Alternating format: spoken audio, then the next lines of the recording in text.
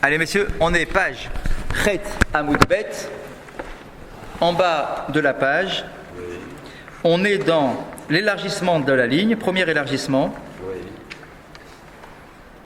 Cette ligne avant la fin de l'élargissement numéro 1, Tanou Rabanan, Tav Resh, en Rachetevot. Tanou Rabanan, Tav Resh. Vous l'avez? Cette ligne avant la fin du premier élargissement. Cette ligne avant la fin du premier élargissement. Tu l'as? Tanou Rabanan, vous l'avez? Si. Ouais, bon, excusez-moi. Tanou Rabanan. 3 mois avant la fin. Tav Resh. Oui, c'est bon.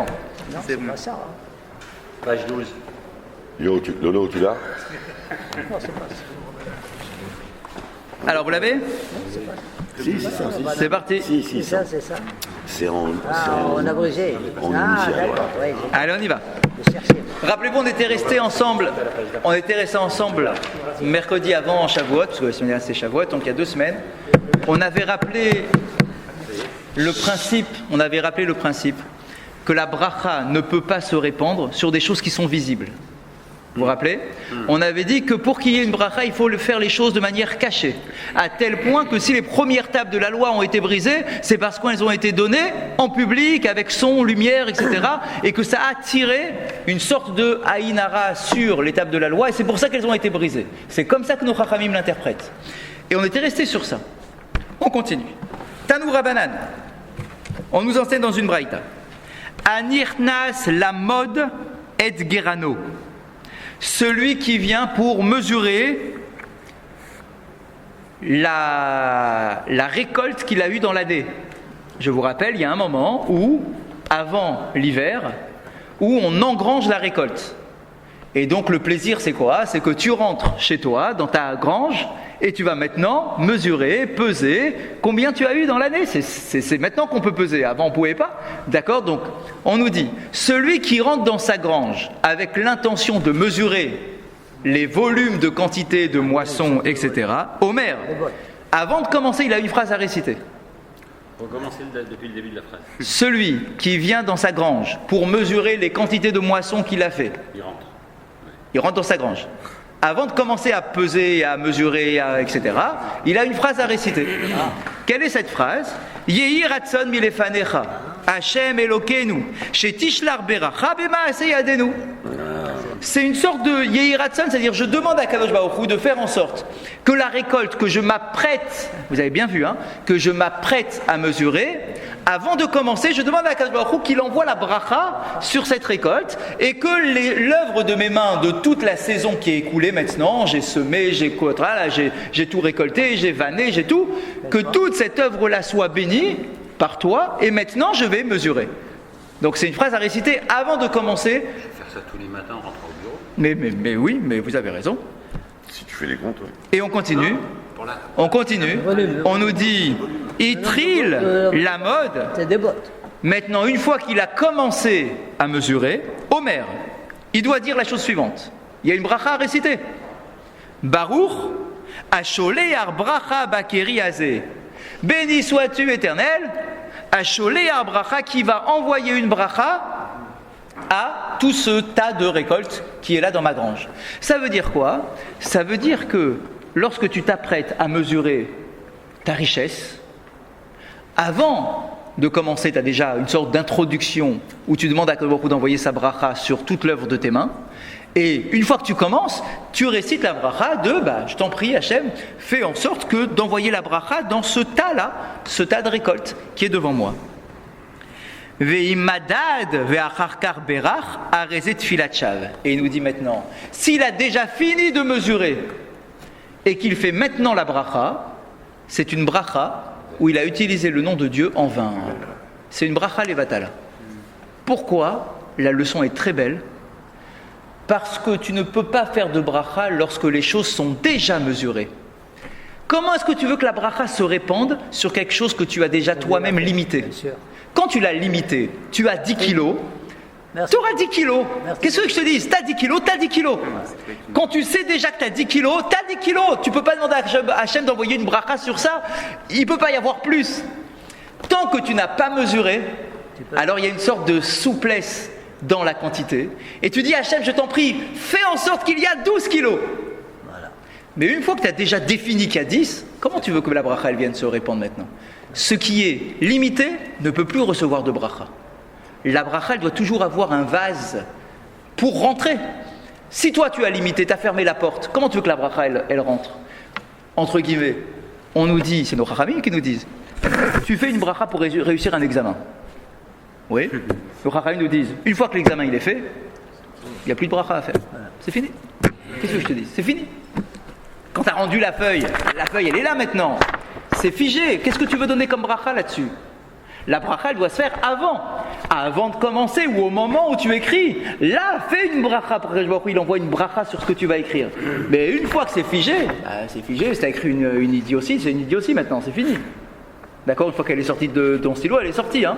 D'accord? Et ben, c'est exactement pareil. Tu vas compter ton argent, tu vas compter ton commerce, combien tu as travaillé cette année, tu vas faire les comptes, etc. Une fois que les comptes ils sont finis, une fois qu'il y a eu la signature de l'expert comptable, c'est plus maintenant qu'il faut faire une bracha, c'est trop tard. Et donc c'est ce qu'il nous dit. Une fois que le compte est déjà fait, ta bracha serait une bracha levatala, parce qu'elle n'a plus sur quoi s'attraper. Donc la leçon ici, c'est un peu comme ce qu'on avait dit la dernière fois. La bracha ne peut se réaliser que sur quelque chose qui est caché. Et donc, une fois que c'est déjà compté, c'est plus caché, c'est fini, c'est limité. Sur quelque chose de limité, il ne peut plus y avoir de bracha. Un exemple, par exemple, s'il y a un examen pour des jeunes qui est fini l'examen, il a ça y est, c'est fini maintenant. Tout. Il a déposé. Eh ben, c'est souhaité, fini. mon Dieu, j'espère que j'ai pas. Oui, ben, c'est tout. Bien, c'est tout. Mais le sens de la bracha, c'est avant. Ben oui, c'est avant qu'il y aille que tu lui fais une bracha. Une fois que c'est fini. Le geste, il est déjà C'est fait. ça que j'ai réussi de moi-même. Toi, je que toi. Ah, bah ça arrive. Là-bas, toi, je que. Les filles, et la phrase se termine en disant les filles she'en abracha metsuya lo bedavar hashakul velo bedavar hamadoud velo bedavar hamanouy et la bedavar hasamouy minayin. Parce que la bracha ne peut se réaliser ni sur quelque chose qui est pesé, ni sur quelque chose qui est déjà mesuré, ni sur quelque chose qui est déjà compté. T'as compté, t'as 10 pièces, et ben t'auras que 10 pièces maintenant, la bracha elle peut plus se répandre. La bracha ne peut se répandre que sur quelque chose qui est caché du regard. Donc quand on dit caché du regard, c'est-à-dire caché du regard, du compte, du poids, du machin. Une fois que tu as déjà tout limité, c'est fini. Puissance, tu peux plus avoir de bracha sur la chose. Hein? Oui. Le verre Oui, de oui. Kohanim, ça a le même sens. Oui. Pardon? Le verre de Kohanim, c'est le même sens comme dit Zokash. Quel rapport? Ah non, c'est autre chose. Non, ça C'est autre chose. n'a rien à voir. C'est autre chose. Très bien, on continue. Je demanderai à Thierry, comme c'est pas mal bien d'accoucher. Oui. Razak, Quoi? qu'est-ce arrête que de ça compter. C'est quoi, c'est quoi? Eh dit oui. Fort, pardon. Ne jamais compter l'argent dans notre poche. Toujours D'arrêter de tout le temps compter, tiens, combien j'ai de pièces, et je recompte 2 fois, et je recompte 3 fois. Arrête. Pourquoi ça pose? Mais non, parce que plus tu comptes, Quand t'es dans la poche. Mais c'est exactement ça. mais c'est qu'on ça. m'a dit. Parce que plus tu Celui qui comptes, sait- et plus celui tu qui bloques sait ta combien bracha. il a, celui qui sait combien il a, Akadosh Baruch Hu, il ne peut pas lui rajouter. Eh bah oui, parce que tu sais que t'as 10, t'as 10. Exactement, alors que si tu sais pas, il va te... Ouais, arrête de compter. Ok, on continue. Amar Rabbi Yochanan. Rabbi Yochanan nous enseigne. Ah, c'est quoi, Hama? Vous l'avez? Oui. Après la parenthèse. Ouais, après la parenthèse. Gadol Yom HaGeshamim Keyom Kibbutz Galuyot. Vous vous rappelez, on a fait plein de comparaisons. Hein. La pluie, ça ressemble au jour du don de la Torah. La pluie, ça ressemble au jour de la résurrection des morts, etc. Parce qu'à chaque fois, il y avait des versets qui collaient la pluie avec une des notions en question. Là, maintenant, on a un nouvel enseignement qui est un peu dans ce sens-là. Rabbi Yochanan nous enseigne. Gadol Yom HaGeshamim Keyom Kibbutz Galuyot. Le jour de pluie, c'est un jour aussi grand que le jour de Kibbutz Galuyot. Réunification. Le retour des exilés. Que le retour des exilés à travers le monde, Kibbutz Galuyot, eh bien le jour de la pluie c'est aussi puissant que le retour des exilés. Chez Nehemar, Shuva Hashem et Shivitenu, Ka'afikim Banegev. D'où tu sors un truc pareil? Quelle est cette comparaison, d'accord, le jour de la pluie avec le jour du retour des exilés sur leur terre? Eh bien, c'est un psaume qu'on connaît tous par cœur. Qu'est-ce qu'on dit dans les Teilim? Shuva Hashem et Shevitenu. Oh Hashem, je t'en prie, ramène nos captifs, c'est-à-dire d'exil, hein. Ka'afikim Banegev. C'est quoi Ka'afikim Banegev? Qu'Afikim, c'est comme un fleuve dans le désert. Voilà. C'est-à-dire, c'est quoi l'idée? De la même façon que le fleuve dans le désert, il est là et on le voit, et toutes les eaux sont là, elles ne sont pas éparpillées, il y a un cours d'eau et tout est là. Eh bien, quand on fera Kibbutz Galuyot, tous les exilés vont tous se réunir et il y aura comme ça un flot de juifs qui vont arriver en Eretz Israël. Et là, les afikim, ve'en afikim, et là, matar. Chez Neymar, ve'yeru afike yam. Et donc, afikim, c'est quoi? Afikim, c'est la pluie. Afikim, c'est un cours d'eau, c'est la pluie, c'est la mer. D'accord? Donc, du coup, le retour des exilés ressemble à la pluie, ou plutôt la pluie ressemble au retour des exilés. Oui, sur quoi? C'est d'accord? Ah oui, c'est un siman. Alors en fait, il n'y a pas tellement de choses à comprendre. Je l'ai sauté, j'ai pas fait attention. En fait, il faut savoir, des fois dans la Gemara, je vous rappelle, à l'époque, la Gemara était rédigée pour être apprise par cœur. C'est le but. Parce qu'en fait, c'était pas écrit. Il y avait très peu d'écrits. Et donc, du coup, les gens devaient apprendre par cœur. Et des fois, pour nous aider à apprendre par cœur, la Gemara elle-même propose des moyens mnémotechniques pour que tu te rappelles du cheminement de ta Gemara. Et là, ici, elle nous fait un petit moyen mnémotechnique. Comment elle fait? Elle va nous présenter différents mots qui viennent de montrer les points où on tourne dans le raisonnement de la Gemara. Et donc, regardez, Kibbutz, Geyasot, Tzedaka, Maaser, Parnas, Siman. Voilà le Siman en question, voilà donc le moyen mnémotechnique qu'elle nous propose. Kibbutz Geyasot, c'est le retour des exilés. Tzedaka, on va parler de la Tzedaka, ça va arriver tout de suite. Maaser, on va parler du Maaser. Et Parnas, on va parler de la Parnassa. D'accord? Donc c'est tout simplement un moyen mnémotechnique qu'on a. On sait que quand on arrive à ce passage, ah oui, je me rappelle. Alors attends, on va parler du Kibbutz Galuyot, c'est-à-dire que la pluie ressemble au Kibbutz Galuyot. Ensuite, on va parler du Maaser, on va parler de la Tzedaka, etc. D'accord? Donc c'est un moyen mnémotechnique pour se souvenir du Mahalach, c'est-à-dire du cheminement de la Gemara. Oui. Oui, parce que c'est quoi Geyasot? Vous savez pas? C'est quoi Geyasot? Giyous en Israël, c'est quoi le Giyous? Non, Giyous. Merci. Le Giyous en Israël, c'est l'armée. L'appel au recrutement à l'armée. D'accord? Et ben on nous dit que les enfants d'Israël, quand ils vont rentrer en Eretz Israël, seront comme des soldats qui vont tous se suivre les uns les autres, et ça va former un flot comme ça qui va arriver en Eretz Israël. Oui, mais vous avez vu que le Maaser il est entre parenthèses et que Maaser est entre. Ah, vous ne l'avez pas dans vos trucs, dans vos versions. En réalité, il faut lire Maaser, pas Maaser. C'est une faute de typographie. D'accord, c'est Maaser le mot parce qu'on va parler du Maaser, vous verrez dans un instant. Et là, en plus, vous allez voir, regardez, il y a le mot Geyasot tout de suite. Ve'amar Rabbi Yochanan. Gadol Yom HaGeshamim, She'afilu Geyasot Posok Bam. Et voilà, le mot Geyasot, il est là. On compare le jour de la pluie à quoi d'autre, en plus du retour des exilés sur leur terre? On compare le jour de la pluie en disant que le jour de la pluie est grand. Pourquoi? Parce que même les armées post-Kotbo, même les armées les plus puissantes sont bloquées quand il pleut. Alors je ne parle pas d'une petite pluie, mais c'est vrai. Alors aujourd'hui c'est un peu différent parce qu'aujourd'hui les armées sont modernes, d'accord, et aujourd'hui beaucoup de guerres sont menées juste par des ordinateurs, etc. Mais à l'époque, d'accord, regardez la Première Guerre mondiale, etc. On sait très bien quand il y avait des intempéries, quand c'était l'hiver, quand c'était machin, hop, on arrêtait. On peut pas se battre, d'accord, il y a la pluie, on peut pas se battre, chacun reste dans ses tranchées et on bouge pas, d'accord, celui qui arrive à bouger, c'est un exploit, il risque de se faire tuer tout de suite et il est dans la boue, machin, c'est pas du tout pratique, d'accord, donc il y a une réalité du terrain qui fait que la guerre peut être bloquée par certains événements climatiques.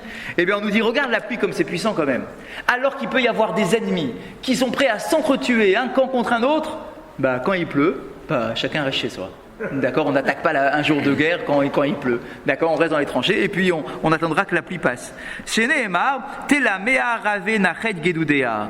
Tela mea rave nachet gedudea. Lorsque la terre est abreuvée d'eau, nachet gedudea, les groupes militaires, nachet, s'arrêtent. D'accord, nachet c'est nach, il se repose quand il pleut. Et donc voilà le mot geyasot que vous cherchiez tout à l'heure. On continue. Ve'amar Rabbi Yochanan. En hageshamim ne'etzarim ela bishvil poske tzedaka berabim ve'en notnim. Enseignement très sévère de la Gemara. On dit, si tu veux savoir une des raisons pour laquelle la pluie ne tombe pas en son temps, c'est-à-dire que pourquoi Akadosh Baruch Hu peut retenir la pluie, voilà une des raisons. À cause de ceux qui annoncent qu'ils vont faire des tzedaka en public et qui ne donnent pas. Vous savez les fameuses annonces, ouais, 3 000 euros, 10 000 euros, machin. C'est très bien. La pluie, elle tombe. Qu'elle ne tombe pas. Dieu peut retenir la pluie pour tous ceux qui annoncent un don qu'ils ne font pas. On va l'écrire en gros ça dans la choule. Ça marche pas. Pourquoi? Mais si, vous allez comprendre l'idée, c'est pas juste une façon de parler, il y a l'idée derrière. C'est quoi le truc? Quand tu annonces une tzedaka, c'est un éder, c'est une chose. Tu mais l'aurais à quelqu'un d'autre peut-être. non, mais pas que ça. Quand tu annonces une tzedaka et tu dis, allez, 3 000 euros pour les pauvres, pour la caisse de tzedek, disons, eh bien, tous les pauvres qui sont dans la choule, ils disent, Baruch Hashem, génial. Grâce à ça, cette semaine, on va avoir un peu plus que d'habitude. Il y a un gars qui a donné 3 000 euros, donc on va nous distribuer un peu plus. Donc tu annonces quelque chose, tu annonces une couleur, tu annonces quelque chose, un bienfait, que tu ne donnes pas. Alors Hachem, qu'est-ce qu'il peut faire pour Mida Keneged Mida? Il va t'envoyer des nuages pour t'annoncer la pluie, mais il va te retenir la pluie. Tu vas voir comme c'est dur, doublement dur, quand on t'annonce quelque chose, mais qu'on ne te le donne pas. Ouais. C'est beau? Pourquoi vous l'aimez pas celle-là? Elle est belle? Pour deux raisons. Allez. Une première raison météorologique. Oui. Parce que moi, il m'est arrivé de faire les ventes à Deauville, où il pleut tout le temps. Il pleut tout le temps. Hein. Et le retour sur don à Deauville, il est de à peine 20%. Va à Nice. Moins de 20%. Eh, on parle que pour Israël, hein, je vous rappelle. Toute la Souga. Oui, c'est encore occupé. Nous en France. C'est la Cisjordanie là-bas.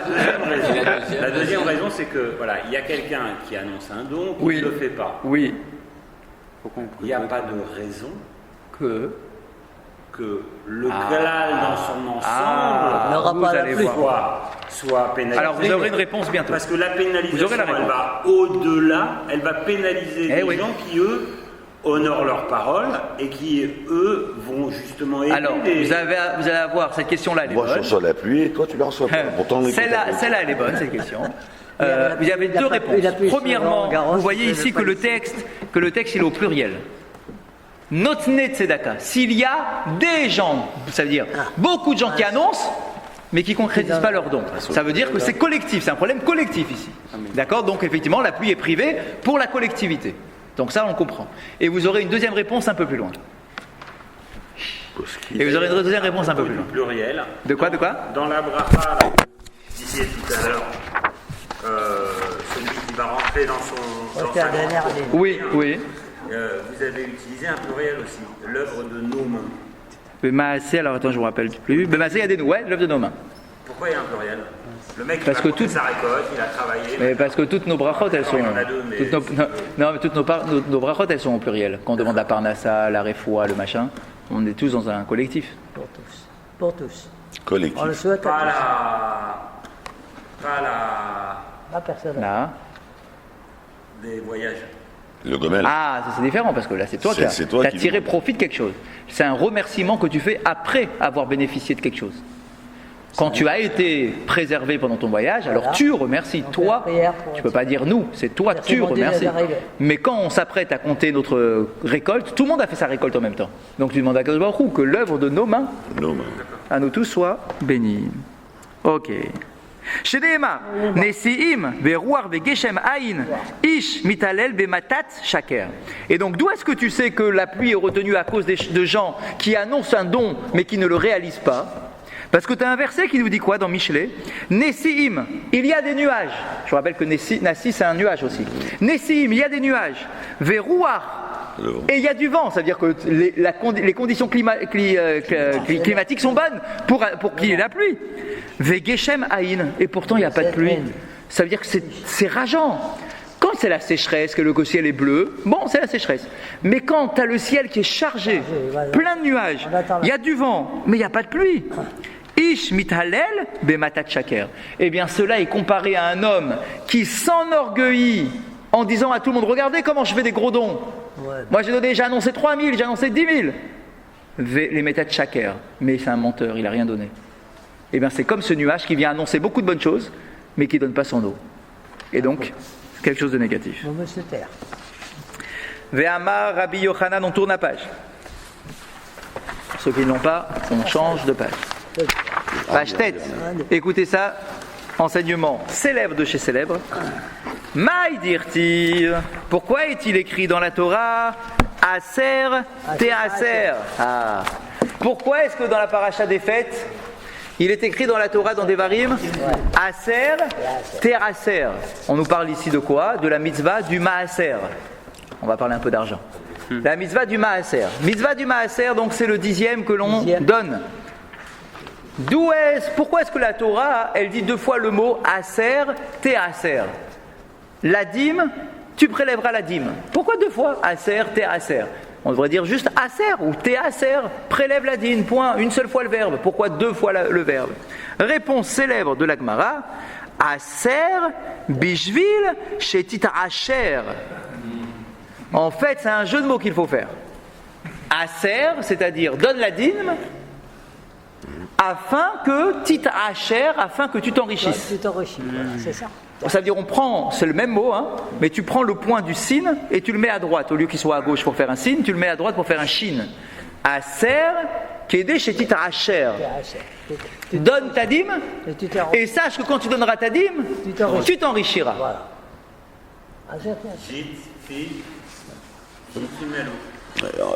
Encore Deauville, toi?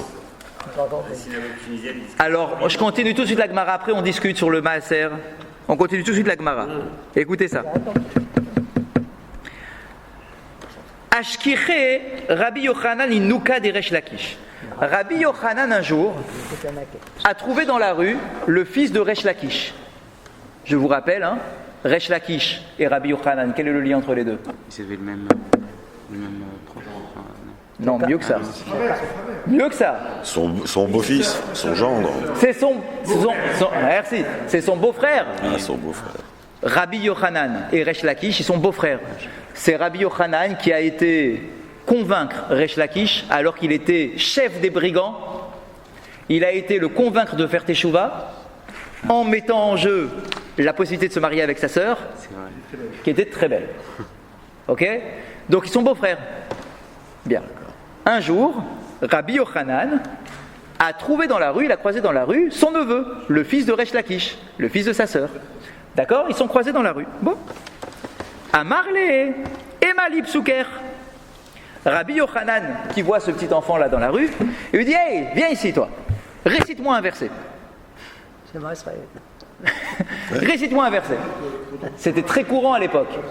Mais oui, c'était très courant à l'époque parce que, premièrement, c'était une preuve que la Torah était répandue dans la tête des enfants et qu'il sortait de l'école et qu'à l'école, il avait forcément appris un verset.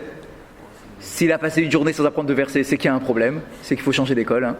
Donc, il a attrapé cet enfant-là et il lui a dit: hey, viens ici, récite-moi ton verset. Quel est le verset là, tout de suite, qui te passe dans la tête? Alors, le petit dit: Aser te Aser. C'est ce qu'il avait appris à l'école. Aser te Aser. Il faut prélever la dîme sur notre récolte. Bon. Amarle, Umay Aser te Aser.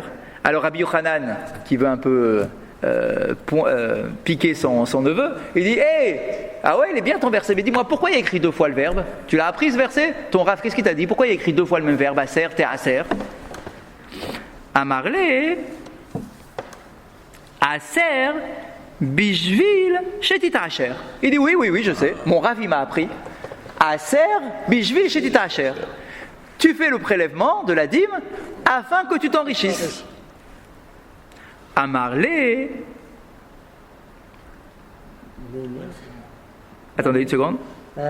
Excusez-moi. Ah, zut. Ah, non. Excusez-moi. L'enfant, il n'a pas su répondre et c'est Rabbi Yochanan qui lui a dit. Excusez-moi. L'enfant, il a dit: je ne sais pas pourquoi. Et Rabbi Yochanan a dit: je vais t'enseigner. Aser Bishvil Shetit Asher. Fais la dîme afin que tu t'enrichisses. Donc c'est Rabbi Yochanan qui dit à l'enfant. Amarle Menalach. L'enfant qui entend ça, il dit: et d'où tu sais?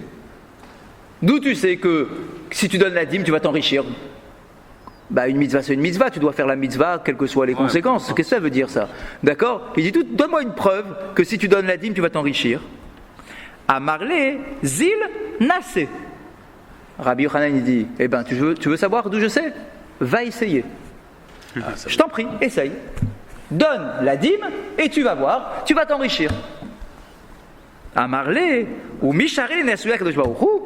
Et l'enfant qui entend ça de Rabbi Yochanan, il dit quoi? On a le droit de mettre Dieu à l'épreuve? C'est ce que tu es en train de me dire. Tu es en train de me dire que celui qui donne la dîme, il va nécessairement s'enrichir. C'est-à-dire que Dieu garantit dans la Torah, il va te voir, il va dire donne la dîme, hein. Vas-y, donne. Parce que moi je te garantis que je vais t'enrichir. Et Rabbi Yochanan dit si tu as un doute, tu peux tester.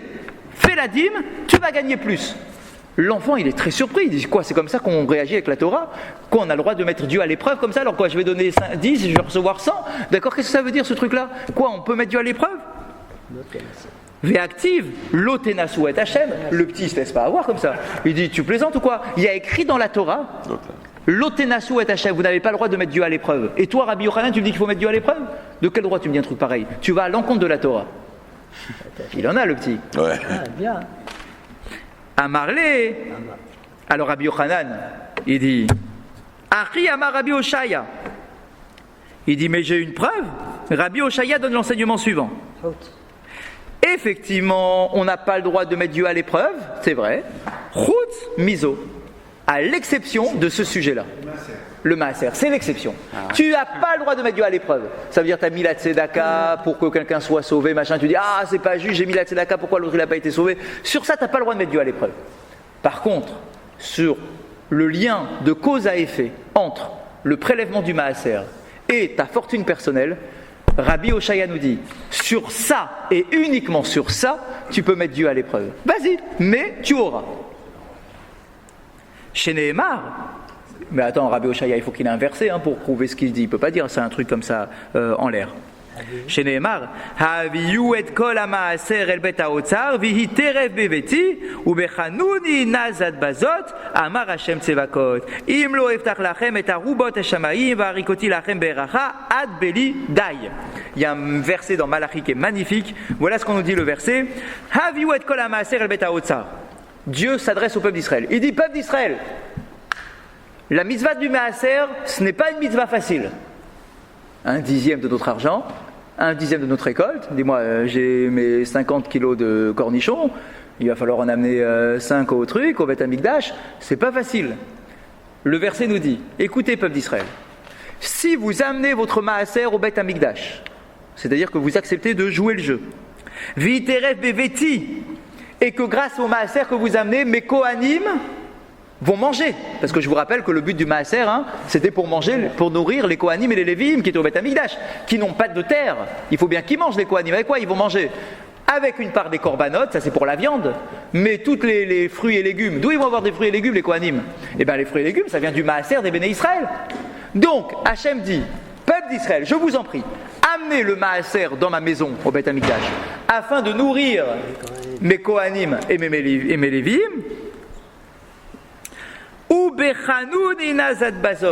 Et je vous en prie, mettez-moi à l'épreuve. Donc c'est Dieu lui-même qui nous dit, mettez-moi à l'épreuve. Amar Hashem Tsevaokot, parole de l'Éternel. Et vous verrez, si moi je ne vais pas ouvrir grand les portes du ciel pour faire tomber les pluies en son temps, etc., varikoti lachem beracha, et je vais déverser sur vous une bracha exceptionnelle. Ad beli dai, sans limite. Ça veut dire que je vais vous donner plus que ce que vous me donnez largement. Donnez-moi le maaser et moi je vais vous donner une bracha exceptionnelle, sans limite la bracha que je vais vous donner. Mayad beli dai, qu'est-ce que ça signifie une bracha sans limite? C'est quoi une bracha sans limite? Amar Rami Bachama, Amar Rav, Ache yivlu siftotechem ilomar dai. Vous savez, c'est quoi une bracha sans limite? C'est jusqu'à, t'en as tellement que c'est toi qui vas dire à Hachem, stop, j'en peux plus, stop, il y en a trop. Tu retournes à Deauville, c'est bien. Vous vous rendez compte? Jusqu'à que ça soit toi qui dises daï. Nos Chachamim nous disent, une vraie bracha, c'est ça. Une bracha, elle n'a aucune limite. Une vraie bracha n'a pas de limite. Si elle est limitée, c'est pas une vraie bracha. Vas-y, demande. C'est sans limite. La bracha, elle doit se révéler sans limite. Dans le maaser, c'est Hachem lui-même qui dit, mettez-moi à l'épreuve. Je vous donnerai jusqu'à que vous me disiez stop, stop, merci, stop, on n'en veut plus, c'est bon, on ne sait plus où mettre. À Marley, quand l'enfant il entend ça, donc tout ça c'est Rabbi Yochanan qui lui explique, quand l'enfant il entend ça, il dit He avat mate hatam lehai psuka lo havetri chanala ou lo shana rabar. Il dit si j'étais arrivé à ce verset dans Malachi, alors j'aurais pas eu besoin de toi pour comprendre effectivement que Dieu nous demande de le mettre à l'épreuve. C'est-à-dire que l'enfant il a dit quoi? On a le droit de mettre Dieu à l'épreuve? Et l'autre il lui a dit bah oui, dans Malachi il y a un verset. Et l'enfant il lui dit ah ok, si j'étais arrivé au verset de Malachi, je crois que même nous on n'est pas arrivé au verset de Malachi encore, si l'enfant dit si j'étais arrivé au verset de Malachi, alors effectivement j'aurais retenu le verset et j'aurais compris qu'on a le droit de mettre Dieu à l'épreuve sur le Maaser. Mais comme j'y étais pas encore à ce verset de Malachi, merci de me l'avoir transmis. Maintenant on le sait tous.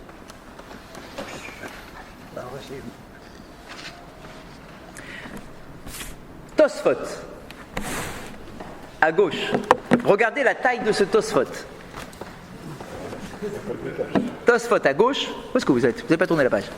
Tosfot à gauche. Si. Non, on est à tête maintenant. On est à tête. On est là maintenant. Ah, c'est là. On est là même plus loin. Et pourquoi du coup Asher. Oui, parce qu'il faut tourner plusieurs fois, je vous expliquerai. On a écrit Asher, c'est ça. Regardez la taille de ce Tosfot là à gauche. Il fait toute la page. Voilà. Eh bien, tenez-vous bien, on va le faire. Mais il est facile. Ouais, c'est juste une histoire. Mais elle est tellement belle, ça va vous marquer à vie. On va se manger, on va dire tout le monde. Un Tosfot immense, d'une page entière. Aser te aser, donc fais le prélèvement du maaser afin de t'enrichir. Ari ita be sifri, dans le sifri il est enseigné. Aser te aser, et kol te voix zaracha. Donc le verset de la Torah il est clair, c'est je t'en prie, prélève la dîme de tout ce qui pousse dans ton champ. C'est présenté dans la Torah comme ça. Sur tout ce qui pousse dans ton champ, tu dois prélever la dîme. Shana, shana, année après année. En liela tevuat zarecha, shechayav b'maaser. Ribit ou fachmatia bechol shar revachim minayin. Le Sifri pose une question majeure. Il dit, mais dis-moi, le verset ne parle que de la récolte des champs.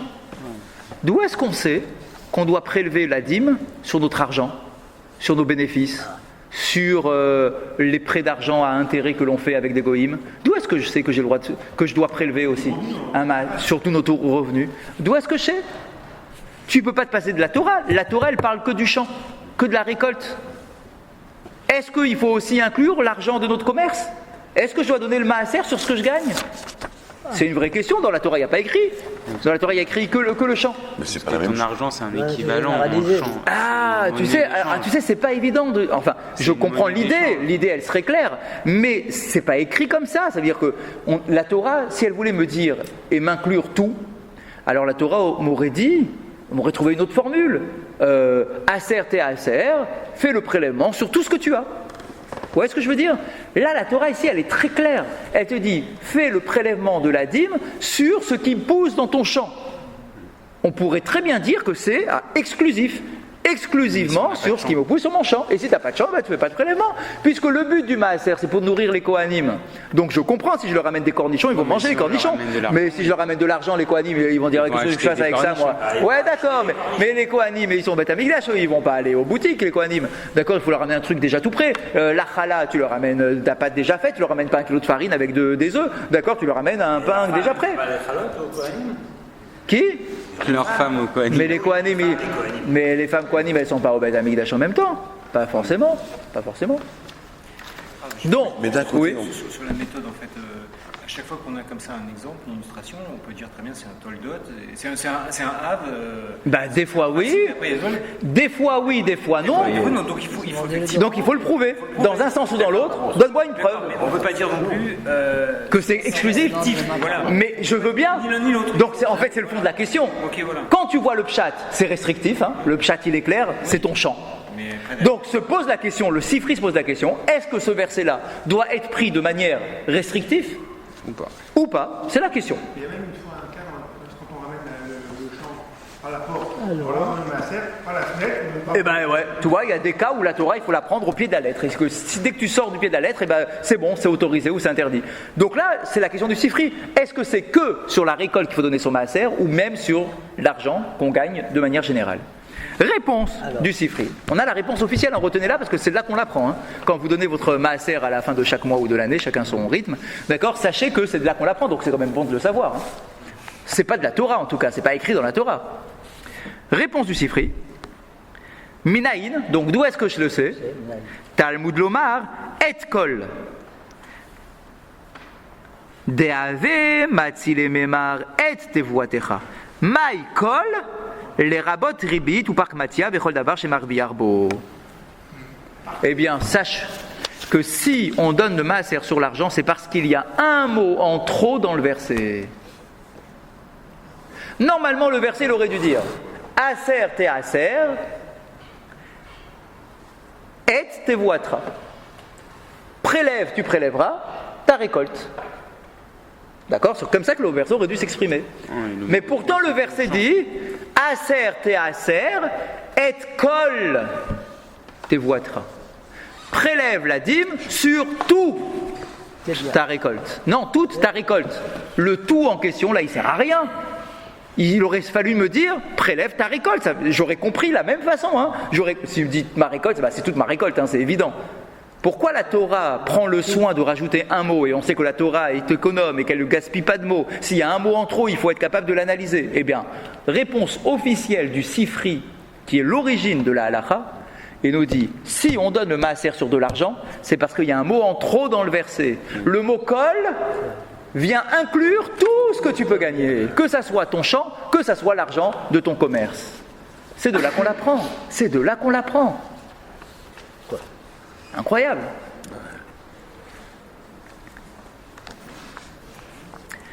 My col, donc à quoi me sert le col? Les rabotes, ça vient inclure, ça vient englober. Ribit, l'argent que tu gagnes quand tu fais un prêt d'argent avec un goy et que tu veux prendre des intérêts.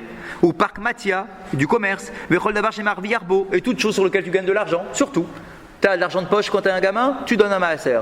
Tu es un adulte, tu fais ton commerce, tu gagnes de l'argent dans ta poche, tu donnes un maaser. Tu gagnes au loto, tu donnes un maaser. Tout ce que tu peux gagner dans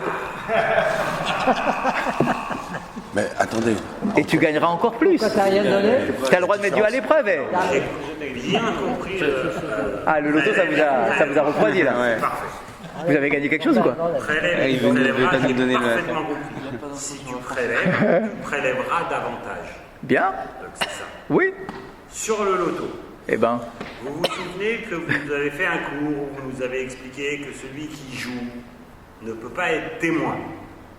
ou celui qui gagne sa vie par le jeu ne peut pas être témoin. Effectivement, oui, c'est vrai, c'est là. Et ben moi j'ai lu que même le loto, Certains, très sévères, considèrent que même le loto, mais la halakha n'est pas tranchée comme ça sur le loto. Le loto, ça va si tu joues de temps en temps comme ça. Si tu joues comme ça, mais bien sûr ça existait, ça a toujours existé. C'est l'habitude. Si tu joues comme ça, il se mariait, c'était une loterie. Hein. si... on coupera la diffusion. Donc, on nous dit quoi? On nous dit que... Moi, ça, c'est rien. Oui, c'est vrai, vous avez raison. Ah oui, je sais. D'accord, mais laissons ça de côté. Tu gagnes au loto, tu donnes le maaser. C'est évident, tu donnes le maaser. Ok. On continue le Tosfot. Pardon, excusez-moi.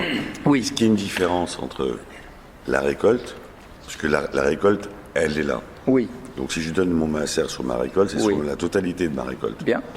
Par contre, dans le commerce, c'est sur mes bénéfices ou sur mes revenus. Eh bien, c'est comme pour la récolte. La récolte, tu donnes sur quoi?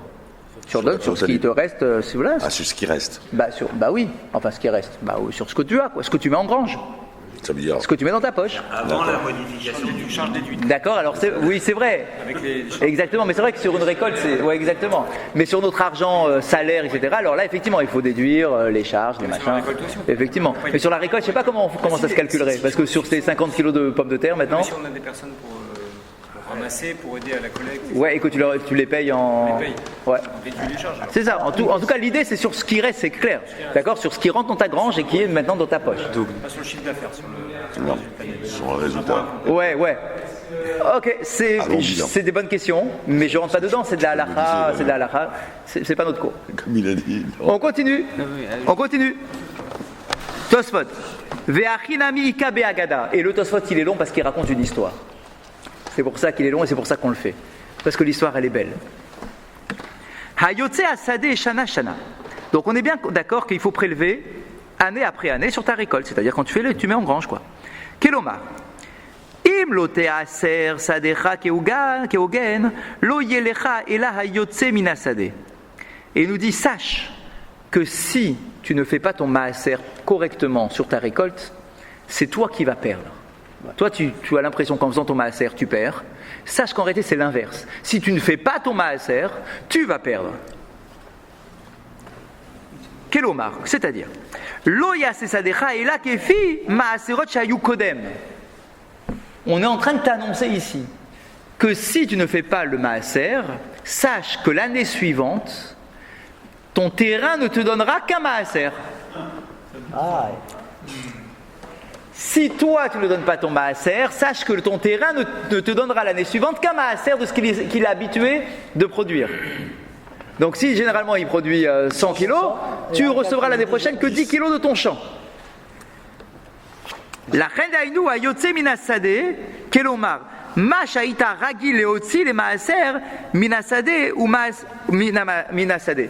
Sache que ce que tu recevras l'année suivante, c'est ce que tu as eu l'habitude de faire comme maaser l'année précédente. Enfin, ce que tu aurais dû faire comme maaser l'année précédente. Ou maaser. Et on va l'illustrer par une histoire. Non, mais ça, là, par exemple. Quoi Dans l'autre cas, on a dit qu'on pouvait mettre Dieu à l'épreuve. Oui. Mais donc là, on pourrait aussi le mettre à l'épreuve et dire je donne pas mon maaser et l'année prochaine, je vais voir si je gagne vraiment que mon maaser. Et maaser, regarde la suite. Et on raconte l'histoire suivante. Regarde, c'est là. Mais qui va faire un truc pareil? Mais il faut être fou. Je sais pas. Non, il faut être fou. Il faut être fou pour faire cette épreuve-là. Mais regarde l'histoire. Regardez l'histoire. Maaser, on raconte l'histoire suivante. Be'adam echad, il y avait l'histoire d'un homme. Shaya Hashir, qui était très riche. Vayalo Sadeh, Shasta élève court. Il avait un champ qui produisait 1000 cours. 1000 cours, c'est énorme comme quantité. Hein. Un cours, c'est énorme. Donc, grosse production, un gros champ, etc. 1000 tonnes. Vaya Oto Hashir Notel, Kouf, Kourin et Maaser. Eh bien, ce riche-là, il n'était pas fou, hein. Il faisait son Maaser convenablement. Tous les ans, il prélevait 100 cours pour le donner au Maaser sur les 1000 qu'il recevait. Tout était bien. Ou mafrish kol shana veshana, et tous les ans, il faisait le prélèvement sans problème. Vechenasa kol yamav, et il a fait ça toute sa vie. Une bracha comme ça, waouh, un champ qui produit autant, il ne faut pas perdre le filon, hein. D'accord. Donc il faisait son prélèvement convenablement. Bien. Keshe chala lamut, lorsqu'il s'approchait de la fin de sa vie et qu'il commençait à être malade et qu'il allait mourir, Kara Livno, il a appelé son fils unique, qui allait maintenant hériter du champ. Ve'amarlo, béni, et dit, sache, mon fils, Da, chez Sadezo Shani Morish Lecha, Ose Bechol Shana Veshana, élève Kourin. Sache que ce champ-là, c'est de l'or. Tous les ans, sans exception, il me produit 1000 cours de céréales. 1000. Isaher, je t'en prie, fais attention. Chez ta friche, Kouf Kourin, Kacher Asiti. Je t'en prie, prélève ton maaser toi aussi. Tu vas tout perdre sinon. Moi, sache-le, hein, même si tu ne m'as pas vu, sache-le que j'ai toujours prélevé les 100 cours nécessaires pour recevoir 1000 l'année d'après. Ça marche, c'est du tac au tac, ça marche. Oumet, Otoaïch. Et cet homme est mort. Il est mort, bon. Ve'amad aben bimkomo, et donc le fils est rentré en héritage du terrain. Ve'asa asade élève Kourin, et donc l'année en question, il y a eu 1000 cours, comme son père lui avait promis. Kacher aya ose bechaye aav, ve'ifrish menu kouf Kourin. Et il a fait le prélèvement, bien évidemment. Il vient d'avoir le message de son père, il a fait le prélèvement des 100 cours. Bashana shniya, nistakel, vera aben, shema aser aya davar gadol. L'année suivante, quand il a vu le tas du maaser qui s'apprêtait à donner, il s'est dit, oh purée, c'est beaucoup quand même, hein, ce que je donne. C'est énorme, hein, cette quantité de maaser là. Ce 10e, c'est énorme. Ve'amar shelo yafrish leshana acheret. Shelo yafrish. Et il s'est dit, allez, cette année, je prélève pas. Pourquoi? De toute façon, le champ, il donne 1000 tous les ans. Pourquoi tu veux que je garde dans ma poche que 900? Je vais garder les 1000 dans ma poche. Leshana acheret nitmaet asade. Velo asakiim me akurin. L'année suivante, La production a été très mauvaise et il n'a eu dans son champ que 100. Au lieu d'avoir 1000, il a eu que 100. Nitztaher alav. Ça lui a fait mal au cœur d'avoir que 100. Il s'est lamenté, il a pleuré. Veshamou kerovav chez Karmiet. Velo ifrish maaser. Baou kula metzlo melubashim levenim.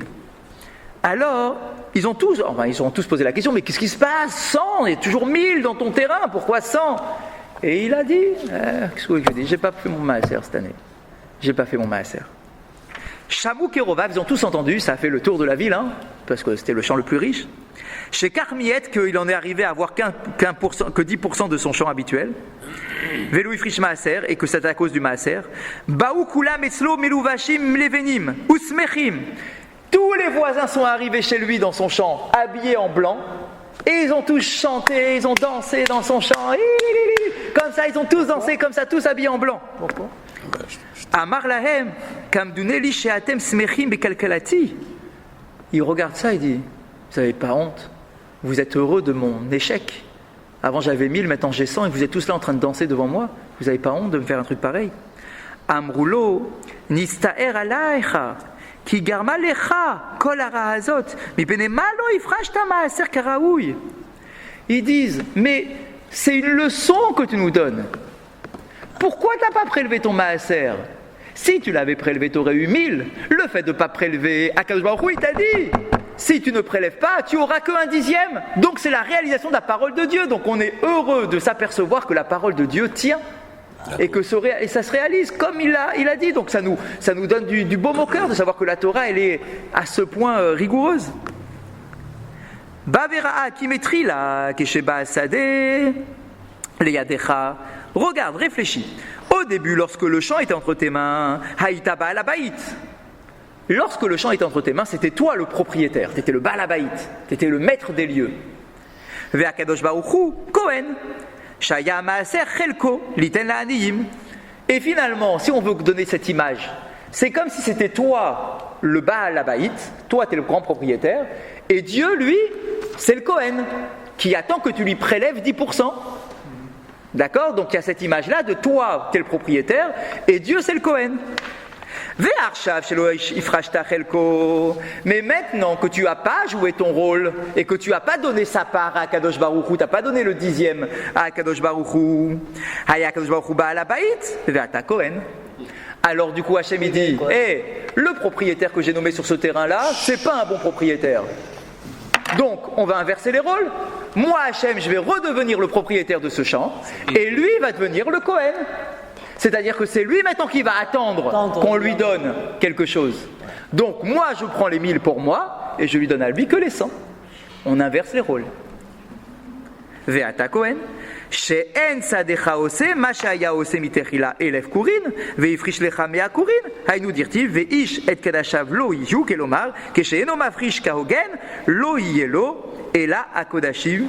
On est en train de nous dire ici que si toi tu ne fais pas ton prélèvement convenablement, alors tu n'auras que la quantité du prélèvement. C'est tout ce qui restera dans ta poche. Au lieu d'avoir la quantité globale, tu auras que le prélèvement. Les sov bachelo yelo et la echan maaser. Ok. Donc on voit quoi d'ici?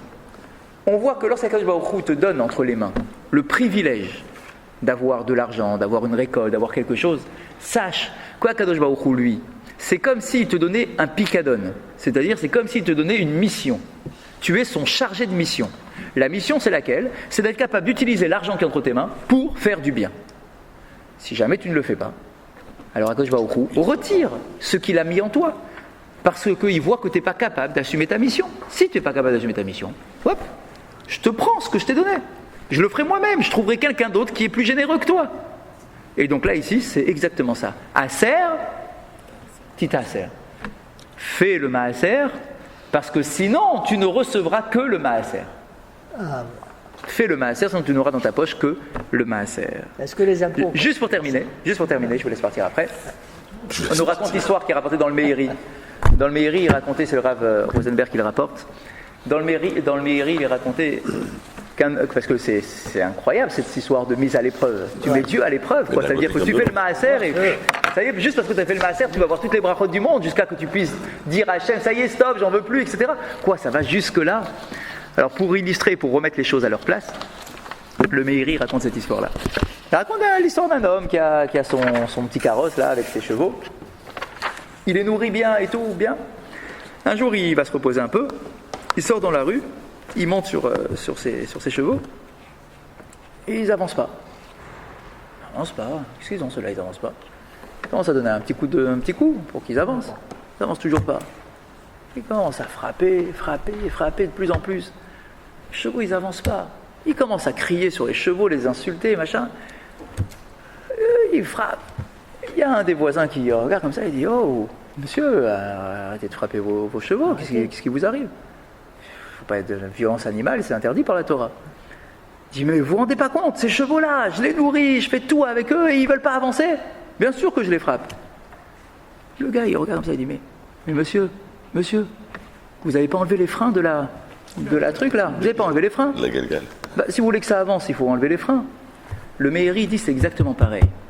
Des fois, on se dit: je comprends pas. Hachem, je comprends pas. J'ai donné la tzedaka, j'ai fait mon maaser et ça coince. Tu m'as pourtant garanti que si je donne mon maaser, je dois avoir toutes les brachot du monde, etc. Hachem nous répond, on dit: ouais, d'accord, c'est vrai. Le principe, c'est celui-là, c'est que si tu nourris tes chevaux, ils doivent avancer, c'est vrai. Mais d'un autre côté, si tu as des freins qui sont énormes, les brachot, elles vont être coincées. C'est-à-dire que si tu as des avérotes qui sont énormes, qui contrebalancent le maaser que tu fais, sache que ta bracha, elle ne pourra pas avancer, quoi. Ça ne pourra pas être donné comme ça. C'est pas juste parce que j'ai fait le maaser, alors je vais avoir toutes les brachot du monde.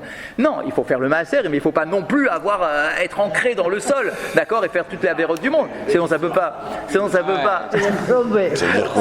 pas avancer. Ça veut dire que l'épreuve, parce que le Meiri dit, alors quoi, il y en a un, il a mis à l'épreuve Dieu, et puis il n'a pas été récompensé à la hauteur de son épreuve. D'accord, il a mis 100, il n'a pas reçu 1000. D'accord, donc c'est de l'arnaque l'histoire.